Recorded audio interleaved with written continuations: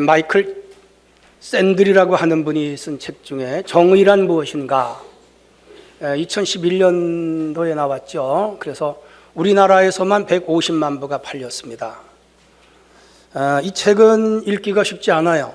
인문학 서적인데 아주 어려운 책입니다. 그런데 많은 사람들이 이 책을 사서 읽은 이유는 우리나라 사회가 정의롭지 못하다. 그래서 이 책을 많이 읽은 거죠. 저도 물론 목회자이기 때문에 이 책을 사서 읽었습니다. 아주 힘들게 읽었어요. 어려워요. 자, 그래서 오늘은 정의란 무엇인가 라는 주제로 한번 생각합니다. 같이 할까요? 정의란 무엇인가? 이 세상에 살면서 정의를 정의하는 게 쉽지 않아요. 저스티스를 디피니션 하는 게 쉬운 게 아니죠. 그러나 이 정의를 내려야 되죠. 정의를 논리적 형식으로 정리하는 것은 굉장히 중요해요. 정의란 윤리성, 합리성, 법률성, 자연원리, 종교, 공정성, 균등함, 범죄자에 대한 처벌 이런 것들을 다 판단하는 도덕적 기준이에요. 그걸 정의라고 그럽니다. 아리스토텔레스는 정의란 그에 의해 각자가 자기의 것을 취하며, 잘 들으셔야 돼요, 법이 정하는 바대로 하는 것이 미덕이고, 반면에 부정이란 그에 의해 누군가가 남의 재물을 취하고 법에 따라서 하지 않는 것이 부정이다. 공정한 법이 이루어지는 사회가 정의롭다. 그렇게 아리스토텔레스는 정의를 했고요. 롤즈라고 하는 사람은 사람들이 그의 주장이 자유롭고 평등한 사회가 정의로운 사회다라고 정의를 했습니다. 소크라테스는 인간의 선한 본성이 정의다. 그렇게 이 정의에 대하여 정의를 했어요. 이 책의 저자인 마이클 샌더는 우리 현실 사회에 있는 우리들 문제예요. 예를 들면 구제금융이 정의인가? 어느 회사가 자기네 회사를 경영하다가 어마어마한 적자를 봤는데 국민들 세금으로 그 구제해 줘야 되느냐? 이 문제를 다루었죠. 또는 대리 출산, 여성의 몸을 빌어서 아기를 낳는데 그게 정의로운 사회냐, 이런 문제도 다루었고요. 모병제, 우리 많은 젊은이들이 의무적으로 국가에 가서 약 2년이나 3년을 병역을 사는데 돈을 받고 병역을 하는 게 정의로운 사회냐, 이런 거에 대해서도 이 정의를 굉장히 많이 깊이 있게 다루었습니다. 한 11가지 정도의 주제를 가지고 다루었습니다. 이런 여러 가지 관점에서 그는 공리주의 관점과 자유주의 관점과 공동체주의적 관점에서 이 땅에, 이 사회의 정의를 말합니다. 공리주의 관점이라는 것은 벤담과 미래 공리주의 이론을 이분이 인용을 해서 말하기를, 다수에게 도움이 되는 결정을 지지하지만 인간의 존엄성 문제에 도덕적 한계가 있다. 모든 사람이 이롭게 하는데 이 공리주의가 도움은 주지만 개인의 인권 침해나 도덕적인 침해를 할 수 있는 한계를 가졌다. 공리주의의 정의를 그렇게 내리고 있습니다. 자유주의 입장에서는 개인의 권리와 이익을 지켜주는 것이 가장 정의로운 사회다. 그러니까 어떤 이유로도 개인의 자유와 개인의 소유를 뺏으면 안 된다는 거죠. 지금 정의로운 사회가 아니에요. 또 공동체주의 관점에서는 샌들이 말합니다. 이 사람은 공동체주의를 싫어해요. 그래서 이 책에 공동체주의라는 용어는 없어요. 그러나 우리가 살아가는 세상에는 조직체나 유기체가 있는데 이 유기체나 조직체가 그 조직에 이익이 된다고 생각하여 그 공동체나 조직체가 결정하는 것은 정의다. 그렇게 결론을 내립니다. 근래 우리 사회에서 문제가 되는 것이 뭔가 하면 최저임금 문제죠. 올해만 하더라도 전년 대비 16.3%가 올랐어요. 8,350원입니다. 근데 이 정부는 2020년까지 최소 10,000원으로 올리겠다. 이게 입장이죠. 소위 분배가 공정한 사회가 정의롭다는 것이 현 정부의 철학이잖아요. 그런데 자영업자들과 영세업자들은 강하게 지금 반발하죠. 어느 것이 정의냐 이거죠. 국가가 주장하는 분배가 정의냐, 아니면 시장 경제 원리에 그냥 맡기는 것이 정의냐 하는 것에 대해서 우리 사회는 논박이 있죠. 이 영세업자들이나 자영업자들은 그 직원들의 임금이라고 하는 것이 회사마다 사정이 있고 개인마다 능력차가 있기 때문에 시장에서 자연스럽게 형성이 되는 것이 정의지, 국가가 나서서 임금을 올려줘라 내려줘라 하는 것은 정의가 아니다 이 말이죠. 여러분도 잘 생각해 보시면 어느 쪽이 정의인지 참 판단하기가 어려워요. 그래서 최저임금을 올리면 일자리가 늘어나고 경제가 좋아질 것이라고 현 정부가 생각했는데 지금 반대의 현상이 일어난단 말이에요. 여기서 참 정의가 무엇인가 우리를 고민하게 하죠. 마이클 샌들은 그의 정의론에서 이런 문제를 다루고 있어요. 어떤 회사에서 사장은 월급을 사원의 100배를 받고 1000배를 받는 데도 있습니다. 연봉을 한 50억 받는 회사도 있어요, 사장은. 근데 사원들은 연봉 5천만 원, 6천만 원, 마다 1억 그렇게밖에 안 받거든요. 그런데 이렇게 엄청난 격차가 나게 받는 것이 정의인가? 그가 말합니다. 오늘 우리 축구 선수들만 하더라도 똑같이 11명이 뛰는데 어떤 선수는 연봉을 수백억 받고 어떤 선수는 연봉을 조금 받거든요. 공정하게 일률적으로 하지 않거든요. 이런 문제를 이 마이클 샌들이 세 가지 입장에서 공리주의와 자유주의와 공동체주의 입장에서 다루고 있어요. 자, 공리주의 입장에서 볼 때에 사장과 사원의 임금 격차가 100배가 난다고 하더라도 결국 기업의 이익을 극대화해서 장기적으로 사원과 그 사장의 임금이 상승하는 데 기여한다면 그것은 정의다. 그냥 사장이 하는 일이 더 많기 때문에 사장은 회사를 키우고 그래서 크게 키워서 사원들에게 더 많은 월급을 줄 수 있기 때문에 그것이 정의다. 이렇게 결론을 짓고 있죠. 자유주의 입장에서도 비슷해요.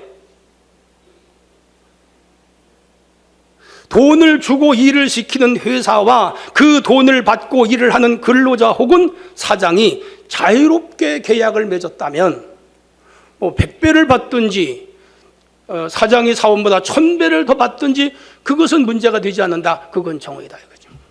여러분 회사에 들어갈 때 연봉 계약 맺고 가잖아요. 근데 사람마다 다 달라요. 근데 그 회사와 내가 공정하게 계약을 맺고 들어갔기 때문에 그건 누가 말할 것이 아니다. 그건 정의다. 그렇게 말합니다. 공동체 입장에서의 임금 격차는 이 공동체 성격에 대하여 정확한 정의를 내리기가 어렵죠. 예를 들면 종교적 공동체와 도덕 공동체의 신학이나 철학이 각기 달라요. 그 공동체가 정하는 대로 따라가는 것이 정의다. 그렇게 결론을 내리죠. 이를테면 캐톨릭 신부들은 월급을 조금 받습니다. 독신이고 그 공동체가 정해줘서 그래요. 근데 개신교 목회자들은 월급을 많이 받아요. 그들보다. 그런데 그걸 단순 비교하여 캐톨릭 신부들은 조금 받는데 개신교 목사들은 많이 받느냐? 그건 아니라는 거죠. 그 조직체와 공동체가 정한 룰대로 따라가는 것이 그것이 사회 정의다라고 마이클 샌더는 정의를 내리고 있어요.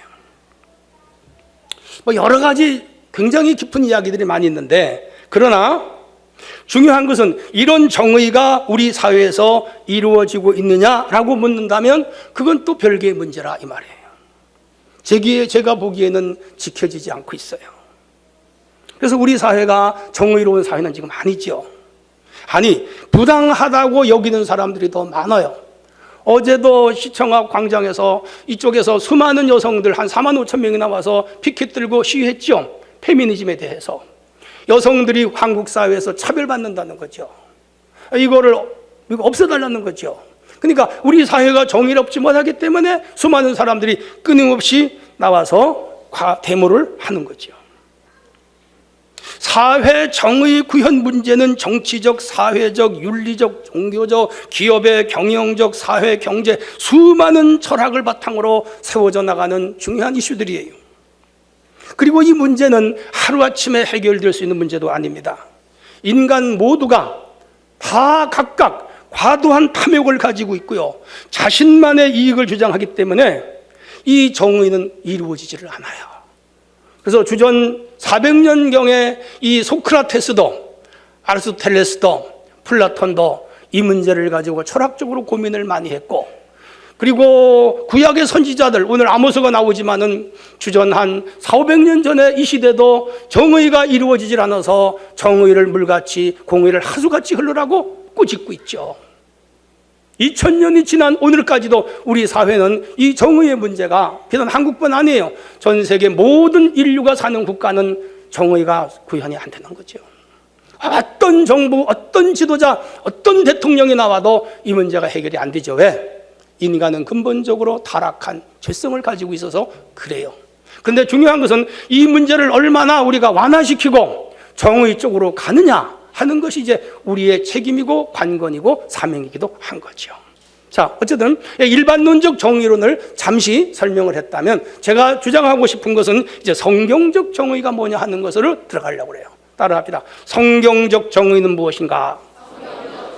예, 성경에는 의와 또 공의와 정의 세 가지를 다루고 있어요. 이 의라고 하는 것은 개인의 도덕적인 문제예요.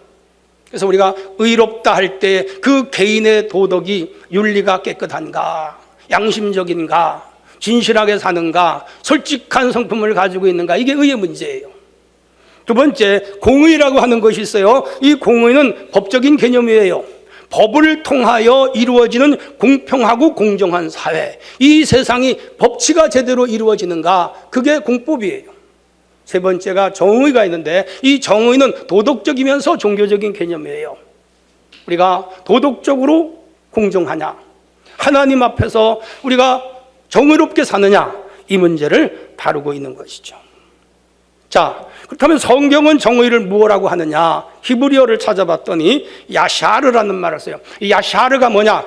정직이에요. 옆 사람하고 정직하게 삽시다. 그 사람이 정의로운 사람이에요. 정의로운 사람이에요. 체데크라는 말이 있어요. 공정이라는 말이에요. 또 옆 사람하고 공정하게 삽시다. 이게 우리 사회에 안 이루어지죠? 집안에서부터 안 이루어지는데요. 예, 아들 둘을 가졌는데 큰 아들은 사랑하고 작은 아들은 사랑을 안 하거나, 작은 아들은 사랑하고 큰 아들을 사랑해. 그러면 편애예요. 그 가정에는 정의 없는 거예요. 부모님이 잘못하는, 그 아들이 커서도 어딜 가든지 그렇게 살아요. 이게 문제죠. 자, 그 다음에 체다카라는 말이 있어요. 의로움이라는 말이에요. 자, 오늘 5장 24절에 보면 너희 공법을 물같이 정의를 하수같이 흘릴지로다. 이 말씀에서 공법 혹은 공의라는 말은 재판이라는 뜻이에요. 샤파트라는 말이에요. 이 샤파트는 유시파트에서 나오는데, 하나님의 의로움으로 너희 사회가 재판을 하느냐, 이 말이죠. 왜 이런 말씀이 나왔어요? 이 아모스 시대에, 북이스라엘 여로보암 2세 시대에 이 사회는 재판관들이 재판을 제대로 안 했어요. 다 자기 편만 잘 봐주고 상대편은 다 감옥에 보내고 상대편은 다 무겁게 형량을 때려버렸어요. 재판관들이 재판을 부정하게 했는 거예요. 그래서 이 사회가 공평하지 않다, 지금 책망하는 거예요. 어느 시대나 있었던 것 같아요. 그다음에 이들이 우상숭배했고 하나님 말씀을 섬기지 아니했고 제사는 빈번히 드렸는데 생활 속에 정직이 없고 진실이 없고 솔직이 없고 공의가 없고 정의가 없고 의가 없고 공법이 없는 무법천지 같은 세상, 하나님 앞에 사람 앞에 사회 전체가 이렇게 타락을 했다, 이 말이에요. 그래서 하나님은 이들을 꾸짖고 있는 거죠. 너네들이 만약에 여기서 돌아오지 아니하면 이 나라를 하나님이 심판하겠다. 우리나라에 3심제잖아요. 지방법원이 있고 고등법원이 있고 대법원이 있어요. 대법원에서까지도 법을 공정하게 하지 않으면 마지막에 천상심판이 있습니다. 하나님이 그 사회와 그 나라를 심판합니다. 이 무서운 거죠. 자, 그러면 성경이 말하는 정의는 뭐냐? 법을 지키는 거예요. 옆 사람하고 법을 잘 지킵시다. 그러니까 성경에서 말하는 이 정의는 법치주의가 공정하게 이루어진 사회가 정의로운 사회. 우리 사회도 뭐가 문제죠? 법을 안 지키는 게 문제죠. 우리 사회도 법만 지키면 우리나라 법이 괜찮게 만들어진 법입니다. 비교적 잘 만들어졌어요. 이 법만 잘 지키면 문제가 안 돼요. 국정농단이 뭐예요? 예? 그래서 촛불 시위나고 정권이 바뀌었잖아요.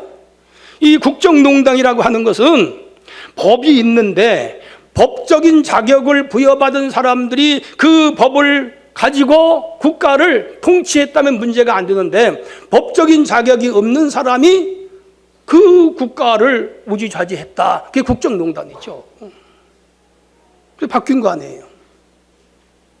오늘 트루킹 사건도 마찬가지예요. 지금 특검하고 있는데 이 사람들도 법이 있는데 법을 도외시하고 자기들이 또 국정농단 한 거예요. 이게 문제예요. 법이 있는데 법을 안 지키는 거예요. 이런 사회는 정의로운 사회가 아니다. 법 위에 어떤 개인이나 어떤 세력이 군림하는 사회는 정의로운 사회가 아니라는 거죠. 그런 의미로 볼 때 우리 사회는 우든지 좌든지 다 문제가 있어요. 다 정의롭질 않아. 그게 문제예요. 성경이 말하는 정의는 두 번째로 양심을 따라 사는 것이 정의예요. 여러분, 양심은 하나님이 인간에게 심어준 마음의 법이에요. 자, 잘 들으셔야 돼요. 양심의 법은 사회법이나 국가법의 상위 개념이에요. 내 안에 양심이 가르치는 방향으로 갈 때 정의로운 인간, 정의로운 사회가 이루어질 수 있어요. 문제는 이제 양심이 타락했잖아요. 선악과 문제로. 그래서 제대로 작동되지 않아요. 종교라고 하는 것은 이 양심을 되살려주는 역할을 해요. 모든 종교가 그런 건 아니에요. 특별히 기독교가 이 양심을 되살려주는 일이 구원이에요, 바로. 그런데 인간의 수행이나 도덕이나 착하게 사는 것으로는 인간의 양심이 변화가 잘 안 돼요. 왜? 개인 이기주의와 욕심과 탐욕과 자기 쪽으로 이 양심은 언제나 너그러워요. 고용적이에요. 상대방에 대해서 야박하고 비판적이에요. 왜? 망가져서 그래요. 그런데 이 성령이 오시면 비교적 우리의 양심이 공정한 쪽으로 고쳐지기 시작해요. 여러분이 성령을 받아서 이 양심이 고쳐지시기를 바랍니다. 성경이 말하는 정의는 세 번째로 하나님의 말씀을 따라 사는 거예요. 성경은 정확무한 하나님의 말씀, 양심과 행위의 기준이에요. 이 말씀은 진리예요. 이 말씀대로 살면 이 세상이 가장 이상적인 정의가 이루어지는 세상이 돼요. 우리 모두 말씀대로 살아야 할 줄로 믿습니다. 옆 사람하고 말씀대로 삽시다. 24절을 보시면 공법을 물같이 정의를 하수같이 흘리라 그랬어요. 쉽게 말하면 모든 일을 공평하고 바르게 하라 그 말이에요. 물같이 하수같이 흘리라 했을 때에 여러분, 강물이 가장 공정해요. 들어보세요. 물은 낮은 곳으로 흘러갑니다. 겸손해요. 생긴 대로 흘러갑니다. 자연스러워요. 강이 구부러졌으면 구부러진 대로 따라가고, 폭포수가 생기면 떨어지고, 다시 편편하면 강이 되고, 그래서 모양대로 자유롭게 적응하면서 가는 게 강물이에요. 물은 언제나 수평을 이루면서 가요. 그래서 높은 산이나 높은 지대를 잴 때에 해수면으로부터 거기가 수평이 맞다 이 말이에요. 그래서 지금 건축업에서 요금 조금 달라졌지만 얼마 전만 하더라도 이 건축의 수평을 맞출 때에 호수에 물을 넣어가지고 수평을 맞춰요. 왜? 가장 공평해요. 저쪽과 이쪽의 높이를 알려면 호수에 물을 넣으면 정확해요. 그게 물이에요. 그래서 이 사회가 물처럼, 강물처럼 정의로운 사회가 되라 이 말이에요. 그거 지금 얘기하고 있는 거예요. 아모스가 외치던 사회는 공법과 정의가 사라졌어요. 사람들이 세상 법도 안 지켰어요. 양심법도 안 지켰어요. 율법도 안 지켰어요. 21절로 22절을 한번 다 같이 화면 주시고 읽어봅니다. 21절 22절 시작. 내가 너희 절기를 미워하며 멸시하며 너희 성회들을 기뻐하지 아니하나니 너희가 내게 번제나 소제를 드릴지라도 내가 받지 아니할 것이요 너희 살찐 희생의 화목제도 내가 돌보지 아니하리라. 내 노래소리를 내 앞에서 그칠지어다. 내 비파소리도 내가 듣지 아니하리라. 왜? 이들이 오늘로 말하면 주일 예배, 오후 예배, 수요 예배, 금요 철야, 새벽 예배, 구역 예배 한 주에 12번 빠지지 않고 열심히 드린다고 할지라도 하나님이 뭐지요? 구역질이 낸다는 거예요. 왜? 정직이 없고 솔직히 없고 공의가 없고 정의가 없으면서 여기 나와 예배 드리면 무슨 소용이냐 이거예요. 더 쉽게 풀어해석하면 지금 남을 미워하고 살기가 등등하고 시기하고 질투하고 남을 비방하고 욕을 하고 남의 것을 훔치고 거짓말을 밥 먹듯이 하면서 여기 와서 예배만 드리면 그 밖에 예배 받겠느냐? 하나님이 구역질 난다. 구역질 난다. 그런 거 하지 말아라. 그런 예배는 나는 싫다. 생각하셔야 돼요. 정의로운 사회, 정의로운 교회, 정의로운 가정, 정의로운 개인들이 되어야 할 줄로 믿습니다. 예레미야 5장 1절에 비슷한 시대에요. 너희 예루살렘 거리를 빨리 왕래하며 그 넓은 거리에서 찾아보고 알라. 너희가 만일 공의를 행하며 진리를 구하는 자를 한 사람이라도 찾으면 이 성을 사하리라. 바벨론 북왕국 이스라엘이 이미 망했어요. 남쪽 유다는 풍전등화예요. 바벨론 신흥 제국이 천으로 오려고 그래요. 예레미야는 급했습니다. 다 알기 때문에, 보기 때문에. 그런데 하나님이 그 나라를 멸하려고 그래. 왜? 정의가 없었어.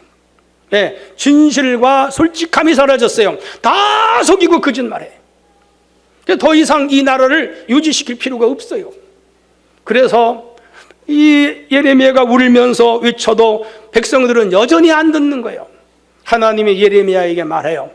예루살렘 시내를 샅샅이 등불을 들고 돌아다니면서 의로운 사람 한 명이라도 찾으라.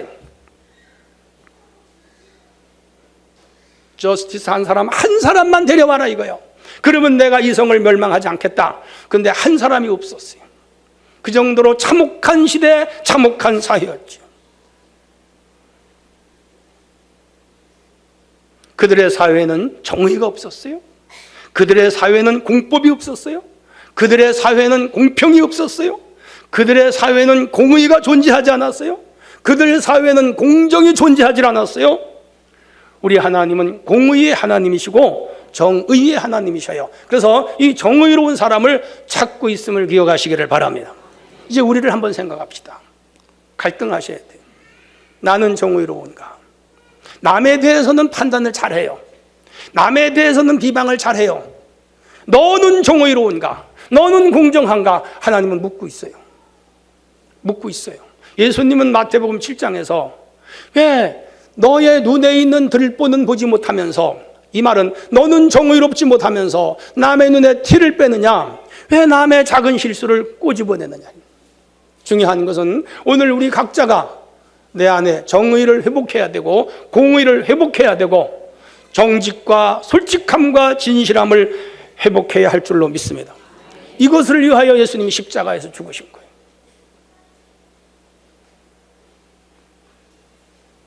우리 다시 한번 돌아보셔야 됩니다. 나는 과연 크리스찬으로서 양심에 찔림 없이 살았는가? 말씀에 찔림 없이 살았는가? 그리고 사회법, 이 사회가 만든 법안에 바르게 살았는가를 돌아보셔야 돼요. 뒤돌아보셔야 돼요. 우리가 하나님의 말씀과 우리에게 주신 성령으로 거듭난 양심의 법을 따라, 그리고 우리 사회에 만들어진 법을 따라 살아가기만 한다면 오늘같이 추한 사회가 아니라 정직하고 공의로운 정의로운 사회가 이루어질 것이며 우리 삶의 무한한 영적 자유를 누리며 살아가게 될 줄로 믿으시기를 바랍니다.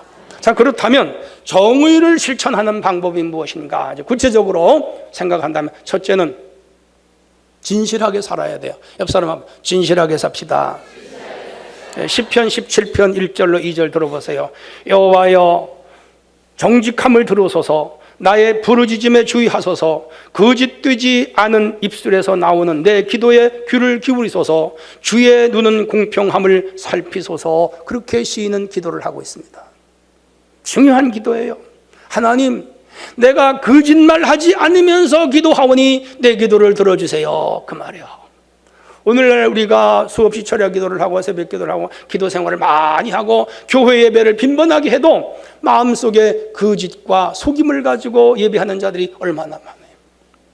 아닌 것처럼 시침이 뛰고 이렇게 저렇게 둘러대고 자기를 변호하고 자기를 바대 포장하고 남을 비하하고 그러면서 자기 스스로 의에 빠져서 자기는 깨끗하고 남은 다 더럽다고 말하지 않습니까? 이런 현실에서 드리는 예배를 하나님 받지 않는다는 거죠. 참 정의는 무엇이냐? 솔직하고 정직하게 살아가는 거예요. 우리 모두 그렇게 살아가기를 바랍니다. 정직이란 마음에 거짓이나 꾸밈이 없는 바르고 고듬을 말하잖아요. 진실과 솔직함이에요. 그런 의미에서 우리 사회가 정의롭지 못하고 공의롭지 못하지요. 세계 국제 투명성 기구가 발표한 바에 의하면 세계에서 가장 정직한 나라는 덴마크예요. 두 번째가 핀란드예요. 북유럽에 있어요. 세 번째가 스웨덴, 네 번째가 뉴질랜드, 다섯 번째가 네덜란드, 여섯 번째가 노르웨이, 일곱 번째가 싱가포르예요. 아시아에서 한 나라예요. 북유럽이 대개 루터교적 기반을 가지고 있더라고요. 그래서 굉장히 솔직해요, 사람들이. 미국은 17위, 일본은 20위예요. 국제 투명성 기구가 발표한 거예요. 한국은 몇 번이냐? 40번이에요, 40번. 결코 우리나라는 솔직한 나라가 아니에요. 그 말은 우리 모두가 다 솔직하지 않다는 거예요. 그죠? 지금 예배를 드리고 있지만 스스로 자기가 솔직한지 안 한지 스스로 알아요. 하나님은 이 솔직한 자를 축복하시고 솔직한 사회를 축복하시며 솔직한 나라에 복을 주심을 믿으시기를 바랍니다. 요한계시록에 보세요. 거짓말 하는 자는 천국에 못 가요. 계속 말씀합니다. 거짓말 하는 자는 하늘나라에 못 들어갑니다. 옆 사람하고 거짓말 하지 맙시다. 두 번째는 공평해야 돼요. 시편 96편 10절을 들어보세요. 저가 만민을 공평히 판단하시리라. 우리 하나님의 속성이에요. 신명기 32장 4절 들어보세요. 그는 그 모든 길이 공평하며 진실 무망하신 하나님이시니 공의로우시고 정직하시도다. 이사야 5장 7절을 들어보세요. 그들에게 공평을 바라셨더니 도리어 포악이요 그들에게 의로움을 바라셨더니 도리어 부르짖음이었도다. 뭐죠? 이사야 주전 700년경에 활동했던 대선지자 시대에 역시 이스라엘은 공평이 없어졌어요. 의로움이 없어졌어요. 정직함이 없어졌어요. 해서 하나님이 그 나라를 심판한 거죠. 오늘 우리는 언어가 공정해야 돼요. 옆 사람하고 말이 공정합시다. 네, 가까운 사람을 두둔하고 싫은 사람을 야박하게 하는 것은 공정한 게 아니에요. 객관적으로 공정하게 말하고 판단할 수 있는 그런 사람들이 양심적인 사람들이에요. 주님은 그런 사람을 원해요. 판단도 공평해야 되고요. 분배도 공정해야 됩니다. 이런 이제 국가가 해야 할 일이죠. 공평은 어느 쪽으로 치우치지 않고 고름을 말해요. 무편과 공정은 같은 개념. 우리가 하나님 편에 서면 가장 공정한 삶을 살아갈 수 있는데 선지자들의 외침이 뭐냐? 하나님 편이 되라 이 말이에요. 이건 타당을 가르자는 게 아니에요. 하나님 편이 된 사람은 비교적 공정하고 공평하다 이 말이에요. 옆 사람하고 하나님 편이 됩시다. 하나님의 반대편이 누구죠? 사탄이죠. 사탄은요 공정하지 않아요. 항상 편파적이에요. 분열시켜요. 혼란스럽게 해요. 너 편과 내 편을 가르는 것이 사탄이에요. 우리는 사탄의 노리개나 사탄의 종이 되면 안 되는 거예요. 오늘 우리 사회가 이런 면에서 너무 좌로 기울어진 사람들과 너무 우쪽으로 기울어진 사람들이 너무 많아요. 이건 뭐죠? 우리 사회가 공평하지 않아서 그래요. 그래서 갈등이 생기는 거예요. 상대방을 원수시해요. 막 죽이려고 해요. 무섭습니다. 무서워요. 그래서 어디 모르는 사람 앞에 가서 말 한 번 잘못하면 큰일 납니다. 그 우리 사회가 그렇게 되었어요. 불행한 일이죠. 시소타기 같은 세상. 국가가 어렵게 돌아가는 것이죠. 하나님은 말씀합니다. 공평한 사람, 공평한 사회가 되라고. 더구나 우리가 이 교회 안에서 공평하게 살아가는 삶이 되어지기를 원합니다. 남을 억울하게 하지 말아야 돼요. 에가서 3장 36절 사람의 송사를 억울하게 하는 것은 다 주께서 기쁘게 보시는 것이 아니로다. 우리 사회에 왜 데모를 해요? 왜 시위를 해요? 억울하다고 생각. 물론 그렇지 않은 집단도 있어요.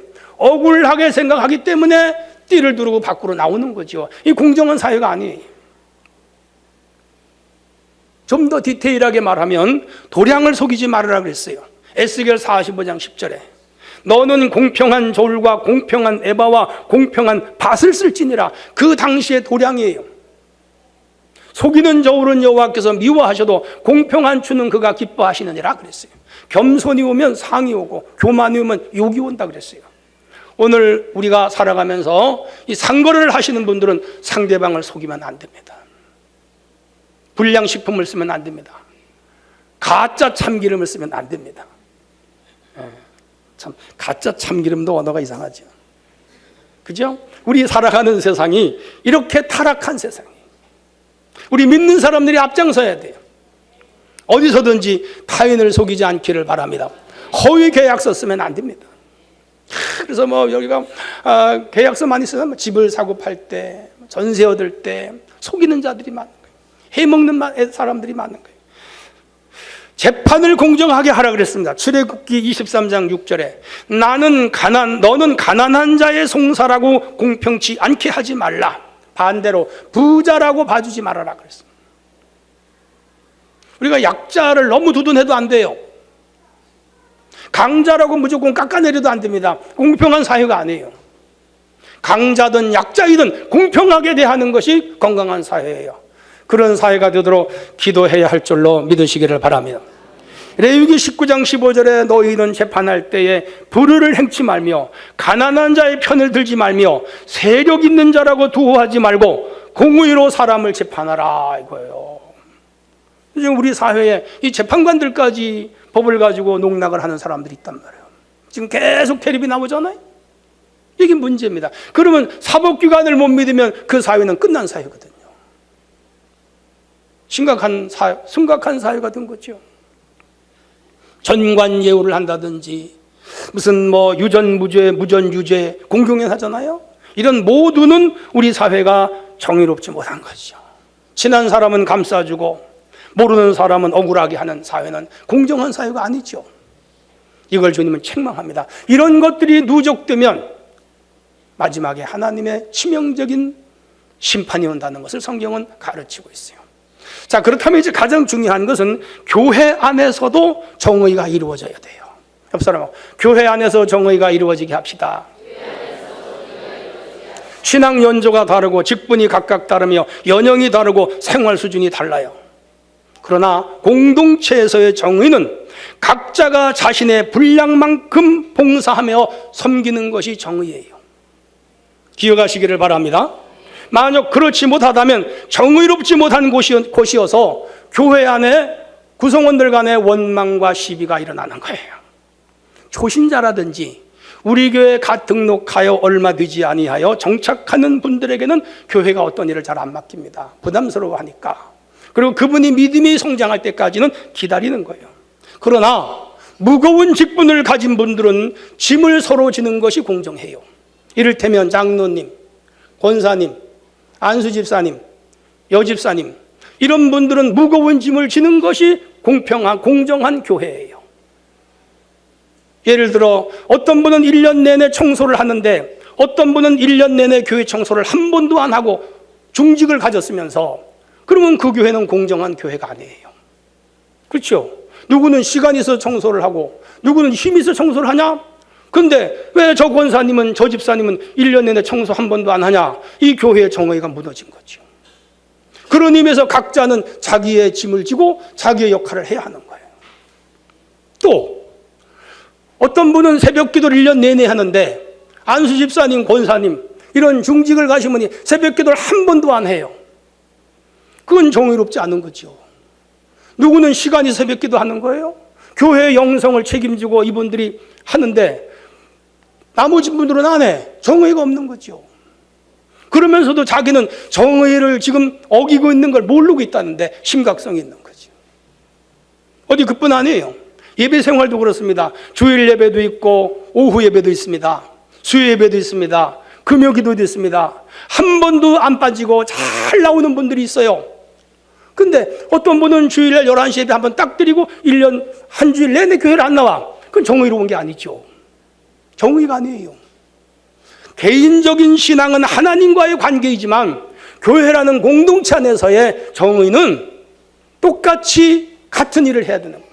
예배 같이 드리고 기도 같이 하고 11조 하면 같이 하고, 예를 들어서 중직들이 11조를 하는데 중직들이 1년 내내 11조를 한 번도 안 바치고 다닌다. 그럼 정의로운 게 아니죠. 서로 짐을 지지 않는 거예요. 그러면서도 자기가 정의로운 것처럼 행동하는 거예요. 그건 죄지요. 이런 걸 돌아보라 그 말이에요. 어떤 분은 피곤할 정도로 교회를 와서 살피면서 봉사를 합니다. 땀을 흘리면서. 근데 어떤 사람은 놀다가요, 교회 와서. 야, 아니죠. 우리끼리 얘기해요. 오전 예배를 드리고 또 밥을 먹었으면 오후 예배를 드리고 가야 정의죠. 밥만 먹고 가는 건 정의가 아니에요. 사실을 얘기하는 거예요. 따라합시다. 나는 정의롭지 않습니다. 이런 분들은 남의 말 하면 안 돼요. 더 중요한 것은 제가 30년 넘게 목회를 했잖아요. 정의로운 분들은 말을 안 해요. 공의롭게 사는 분들은 겸손해요. 그런데 정의롭게 행동하지 않는 분들이 말이 제일 많아요. 제일 판단을 잘해요. 누구는 어떻고 누구는 어떻고 누구는 어떻고. 정의롭지 않은 자들이 스스로 재판관이 되어서 남을 정의롭지 못하게 판단을 해요. 그게 죄예요. 기억하셔야 돼요. 우리 교회 안에서도 정의가 이행되기를 원합니다. 똑같은 사람이 똑같이 바빠요. 똑같이 직장 생활해요. 똑같이 가정이 있어요. 그런데도 교회에 열심히 섬기잖아요. 그렇지 않아요? 근데 그렇게 안 하는 거예요. 제가 중직 가지신 분들을 오늘 책망하자는 건 아니에요. 일반적인 얘기예요. 한번 스스로 돌아보시면 돼요. 예. 직분이라는 타이틀을 가졌는데 우리가 서로 그래도 균형은 어느 정도 맞춰줘야 되잖아요. 그죠? 한 주일에 한 번 딱 예배하고 새벽 기도, 수예배, 금요철학 아예 관심 끄고 11시에 한 번 딱 드리고 가고. 정의가 아니죠. 정의가 아니에요. 난 참으로 정의로운가 우리 한번 돌아보셔야 돼요. 그래서 열심히 예배합시다. 열심히 기도하십시다. 열심히 봉사하십시다. 한 번 나오시던 분 두 번, 세 번 좀 나오시고, 기도 생활 안 하시던 분은 기도 생활 좀 하시고. 여름은 수련의 달이에요. 기본적인 양심의 문제잖아요. 양심의 문제예요. 그래서 우리가 한 공동체 안에서 아까 마이클 샌들이 말했잖아요. 그걸 사회에서 말하고 못한다. 너희 공동체에서 정한 대로 따라가는 게 정의라고 그랬잖아요. 우리가 기본적으로 예배 생활, 기도 생활, 헌금 생활, 봉사 생활을 해야죠. 그게 정의라고요. 그거를 하지 않는 사람들이 뒤에서 이러고 저러고 말하는 건 죄예요. 큰 죄예요. 우리가 서로 정의롭게 주님과 교회를 섬길 수 있기를 바랍니다. 정의가 실현되지 않는 이유는 탐욕 때문이지요. 욕심이지요. 개인적인 이기심, 집단적인 이기심, 인간의 교만, 공동체 의식 부족, 여러 가지 이유들이 있어요. 가장 중요한 것은 하나님을 의식하지 않는다는 거죠. 하나님을 무서워하지 않는다는 거죠. 그래서 이 사회가 이렇게 어렵게 굴러가는 것이며 우리 공동체에도 참된 정의가 이루어지지 않는 거죠. 기억하셔야 됩니다. 성경은 말합니다. 정의롭게 살라고 우리에게 요구하고 계신 줄로 믿으시기를 바랍니다. 결론입니다. 인류 역사 속에 죄로 타락한 인간들은 모두 정의롭지 못해요. 그렇다고 정당화하면 안 되는. 그래서 하나님의 심판을 시대마다 받았습니다. 노아 홍수도 죄 때문이고 소돔 고모라도 정의롭지 못해서 심판을 받았고, 이스라엘의 주전 722년에 망한 것도 그 사회가 정의를 잃어버려서, 남유다가 580년에 망한 것도 그 사회가 정의가 사라져서, 이스라엘의 주 70년을 빼앗긴 것도 그 사회에 정의가 없어서 그래요. 우리 사회도 많은 위침을 당해 어려웠는데 깊이 우리가 신앙적으로 복음적으로 들어가면 정의가 없는 사회였어요. 무서운 거예요. 하나님은 정확하게 기록합니다. 컴퓨터 저장하세요. 컴퓨터보다 더 확실한 저장을 하세요. 기억하셔야 돼요. USB에 담아요. 하나님은 다 가지고 다녀요. 우리의 행위와 우리의 생각과 우리의 모든 것들을 다 알고 계세요. 정의 행하는가 안 하는가 보고 계십니다. 완벽할 수는 없지만 하나님의 말씀에 근거하여 정의롭게 사는 우리 모두가 되기를 원합니다. 아모스 시대에 이게 너무 밑바닥이에요. 너무 떨어졌어. 아모스가 애타는 마음으로 그들을 향하여 외쳐요. 돌아오라고, 회개하라고, 하나님께로 나오라고. 오늘 이 말씀을 우리 시대에 주시는 선지자의 메시지로 들으시기를 바랍니다. 그리고 우리 개인부터, 우리 가정, 우리 교회부터 정의가 실현될 때 우리 사회가 더 밝고 아름다운 사회로 나가게 될 것이며 하나님의 공의와 정의가 이 땅에 이루어지는 놀라운 일이 일어날 줄로 믿습니다. 이런 성도가 되어지시기를 축원합니다.